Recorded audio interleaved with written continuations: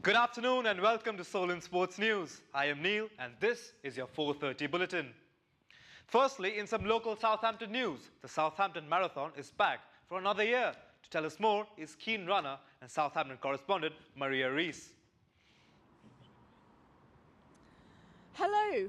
Well, Neil, it's time to lace up your running shoes as one of Southampton's biggest events is returning in just 3 days.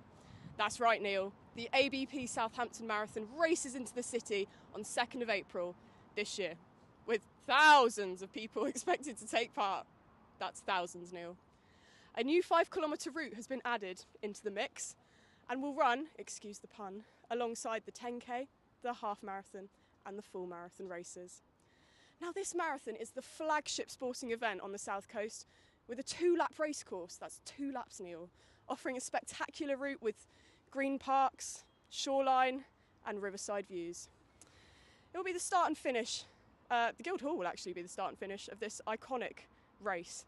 But you know what, Neil? I have a feeling that the main focus and turning point will be Kevin Soares, a man who plans to not only jog but juggle the entire 5k route for charity. The 45-year-old decided to set himself the challenge of juggling his way around the course in order to raise money for Communicare, a local charity which helps vulnerable and isolated people in this city. Now, he is hoping to complete the 5k in 30 minutes, but has actually admitted that he's never tried juggling and running at the same time before. So we'll just have to see how that one turns out for him. But I was feeling pretty inspired. Running's such a brilliant sport, you know. So many health benefits, keeps you in great shape, you get fit. So I think I'm going to start my training for the marathon now. Back to you in the studio. Thank you so much, Maria. Seems that you have had loads of fun in there. Southampton players were seen practicing in Staplewood ahead of their Premier League game against West Ham this weekend. There is some positive news for the team as Tino Livramento was seen practicing after his long-term injury. With only 10 games left in the campaign and the team fighting relegation, they will be looking to find their best form to survive the drop. Speaking of the Saints, Premier League football returns this weekend and the basement club Southampton face a tricky trip to West Ham. Our relegation correspondent Ed Jones tells us more.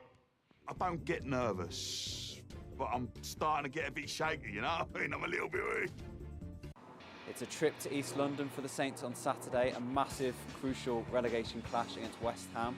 It's wide open the race to stay in the Premier League this season. Saints are currently bottom of the Premier League, but only 4 points separates them and Crystal Palace in 12th, with a whole host of teams fighting to stay in the top flight. Tino Livramento is set to return to the team for Sunday's clash. Southampton themselves posted an Instagram video of him back in training yesterday, and we're hoping to see a return for the exciting young fullback. The Saints fans have been singing his name all season. They've been singing words to the effect of "We are dynamite and we've got Livramento." So let's see how he'll perform if he returns to the team. Both teams are at threat of relegation as they were both promoted to the Premier League back in 2012 and they've remained there ever since. Could we see one of these teams go down? Could we see both of these teams go down? Who knows from now on, but it's going to be an exciting last 10 or 11 games of the season. Thank you for that, Ed. It was a historic night in the UEFA Women's Champions League last night as Arsenal made it to the Final Four by seeing off Bayern Munich. The Emirates was rocking as the side reached their first semi-final in 10 years. Fellow English side Chelsea will be looking to join them as they try to keep hold of their 1-0 aggregate lead over Lyon going into the second leg. Things just seem to go from bad to worse for Tottenham. Managing director Fabio Paratici may have to step away from his role as FIFA extend his suspensions to worldwide effect. The Italian was found guilty of false accounting. It may be the international break, but the controversy that surrounds referees is something that's never too far away from the lips of football fans. Bruno Fernandes recently pushed a linesman and Alexander Mitrovic also got sent off for his conduct towards the referees. Former head of FA referees Keith Hackett said more firm approach is needed. Have a line that is quite strong, and that is a line that understands that whatever happens at the Premier League level can actually cascade down to grassroots level. At Premier League, the guy's got security people around. From my point of view, I've always believed very strongly that players should never make any physical contact with the referee. And as a result of that, if they'd done it in my day, they'd got a straight red. On to some F1 now. Lewis Hamilton warns fans that it could take Mercedes the rest of the year to close the gap to Red Bull. The seven-time champion finished 5th in the Saudi Arabian Grand Prix, but still has many complaints over the state of his car. He will be hoping to improve on the results at Melbourne this weekend. The #1 seeded doubles pairing crashed out of the Miami Open. Brit Neil Skupski and his Dutch partner, Koolhof, lost in the third superset tie-break in their quarterfinals against Santiago Gonzalez and Edouard Roger Vaseline. The Open continues today with 2021 US Open champion Daniil Medvedev in quarterfinal action. World number 11 Yannick Sinner reached the semi-finals of the Miami Open after beating Ruusuvuori in straight sets. The Italian beat the Finn 6-3, 6-1 and will either face world number 1 Carlos Alcaraz or Taylor Fritz in the next round. Into the cricketing world now, the small island nation of Jersey are looking to make history. They are trying to qualify for their first ever 50-over World Cup. The Channel Islands side finished set a target of 214 for the host nation Namibia to chase in their second ever ODI match. Jersey batsman John T. Jenner scored 76 from 96 deliveries. Namibia, however, won the game by 8 wickets. The Indian Premier League is set to begin tomorrow as the defending champions Gujarat Titans host MS Dhoni's Chennai Super Kings. England's Test captain Ben Stokes will make his debut for the CSK side despite speculations of him pulling out of the tournament due to workload. Big Ben, however, will have to compete with fellow Englishman Moeen Ali for that all-rounded spot in the playing 11.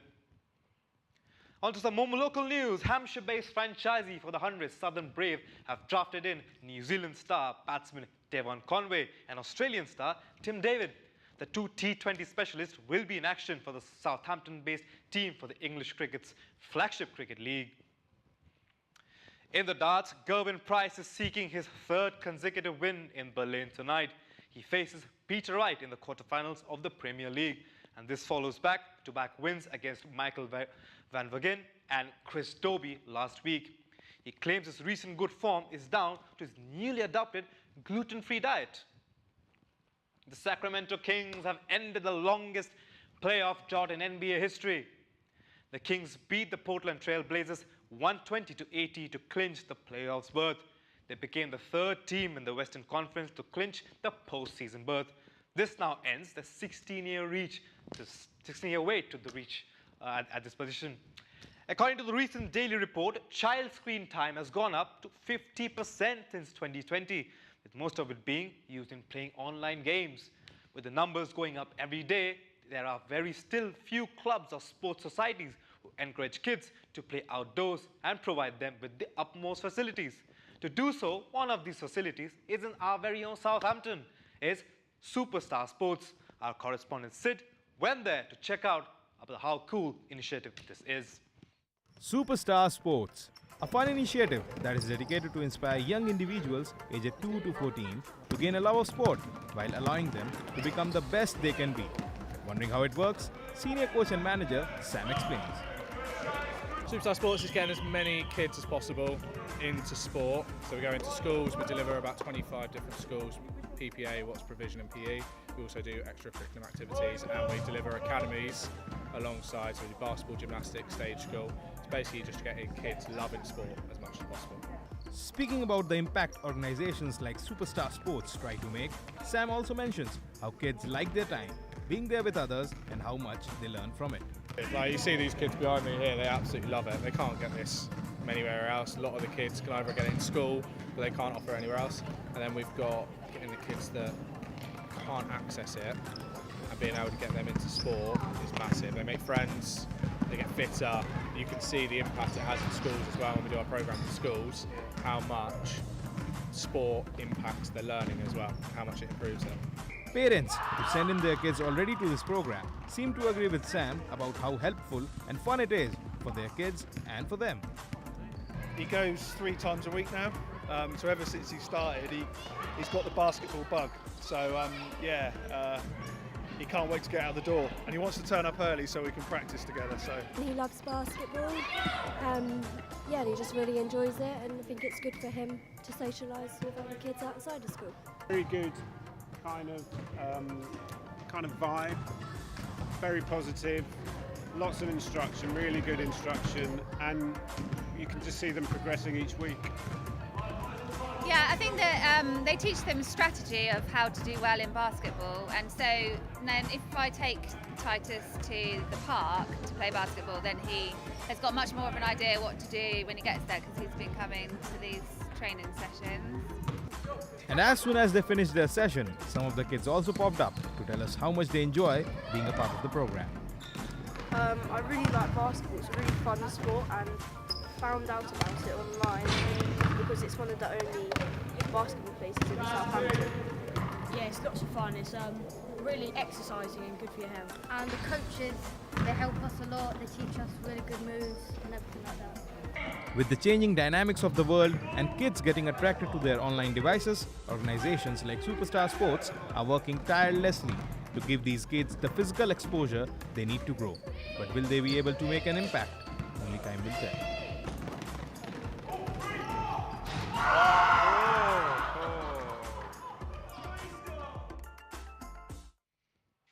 Thank you so much, Sid, for that. And finally, to finish up the news days, here we have a report by Peter Langton showcasing everything from the year. This is the last day, so here's the montage of the whole year.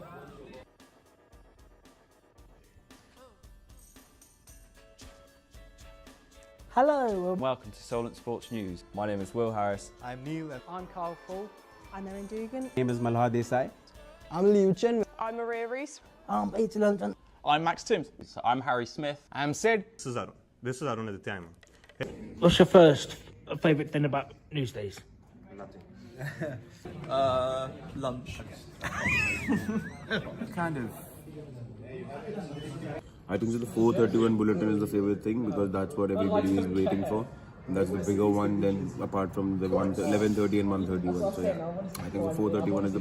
We work as a group, right? And obviously, ironically, me being the presenter today, but everybody has got that role. People see as a viewer the cream top of it, but it's like the whole group working together. That's like the best part. So we all go, work towards a particular goal to keep the show hour to hour. No, my favourite thing about a news day probably is no one likes the coffee. Are you sure it's just coffee? Yeah. The camaraderie of everybody, it's all about being a team, and working together. There's just so many that I just can't pick one. It's just being around great people, similar-minded with similar ambitions. It's just incredible. Yeah. It just inspires me every day to want to get better in the sports journalism industry, just being around fellow professionals with the same goals and ambitions who put in the work just like myself. Is working together with everyone to produce some good news content. Is that it? Yeah. Wow, what was that? So my most favorite thing about Newsday is that we all work together. We all come together to produce something that can be viewed by anyone in any generation. That everybody gets along. We get to work on a lot of different stuff which we won't normally do, and it actually takes us out of our comfort zone. So it's very challenging, which is a good thing. How do you feel about this year's cohort? You can be honest. I will be honest. Yeah. I have to say this year's cohort have been absolutely amazing. It feels like that there's a real bond between everyone, and it feels that everyone gets on, they work for each other, everyone works hard, and it's fun, and that comes across, so it's really good. It's a special group. You're lucky to be in this group. And however, there always have been some bloopers and something's happening live that we can't control. Here are just a few of them.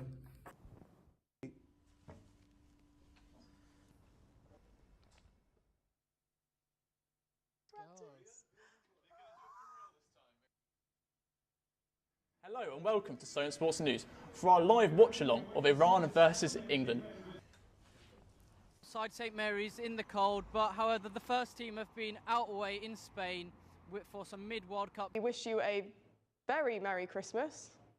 Join us next year for more Solent Sports news.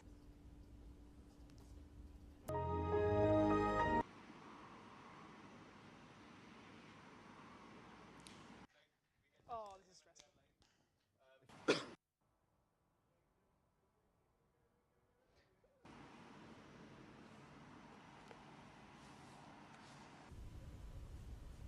Remember Gareth Bale?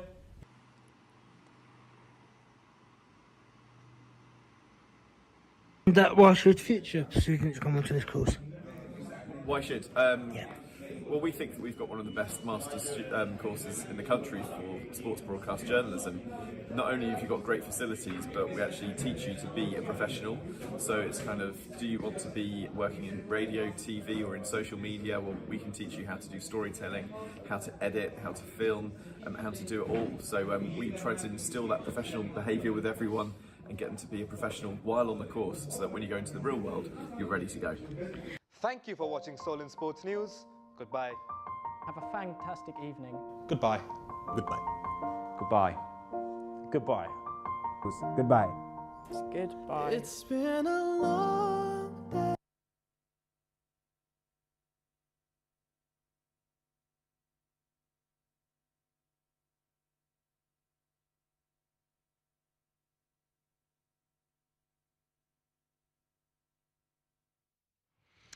Well, as they say, all good things in life comes to an end.